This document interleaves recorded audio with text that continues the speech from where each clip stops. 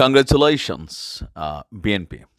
বিএনপিকে এই কারণে কংগ্রাচুলেশন দিচ্ছি যে জিনিসটার জন্য বিএনপির নেতাকর্মীরা দিনরাত অপেক্ষা করছে, যেই কাঙ্ক্ষিত লক্ষ্যবস্তুর জন্য বিএনপির প্রতিনিয়ত পালস বিট করছে, সেটা হচ্ছে নির্বাচন। নির্বাচনকে কেন্দ্র করে নানান ধরনের বক্তব্য ছিল আপনার উপদেষ্টাদের বিভিন্ন সময়ে। তো আমরা একদম এখন বুঝতে পারছি, একদম প্রথম যেই বিষয়টা সামনে আসছিল আসিফ নজরুলের। এর পাশাপাশি আমরা দেখেছি ব্রিগেডিয়ার জেনারেল শাখাওয়াত হোসেন, তিনিও কিন্তু একটা বক্তব্য দিয়েছেন।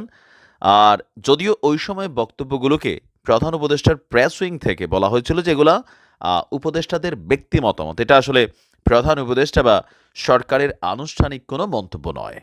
কিন্তু দিন শেষে দেখা গেছে এটাই সত্য, যেটা আমরা শুনেছিলাম। অবশেষে নির্বাচনের সময়কালটাকে আনুষ্ঠানিকভাবে ঘোষণা করেছেন আমাদের প্রধান উপদেষ্টা ইউনূস।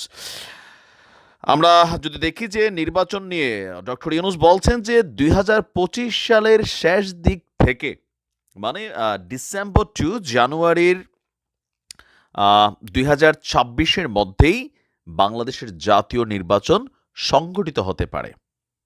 এটা একটা পারসেপশন হিসেবে আসছে এবং তিনি ঘোষণা করেছেন। আমরা আশা করছি এটাই ঘটতে যাচ্ছে। ছাত্র অভ্যুত্থানের পর আপনার বিজয় দিবস উপলক্ষে ডক্টর মোহাম্মদ ইউনূস যে ভাষণ দিয়েছেন, সেই ভাষণে জাতির উদ্দেশ্যে দেওয়া যেই ভাষণ ছিল, সেখানে নির্বাচনের রূপরেখা তিনি তুলে ধরেছেন। তিনি বলছেন, যদি অল্প কিছু সংস্কার করে ভোটার তালিকা নির্ভুলভাবে তৈরি করার ভিত্তিতে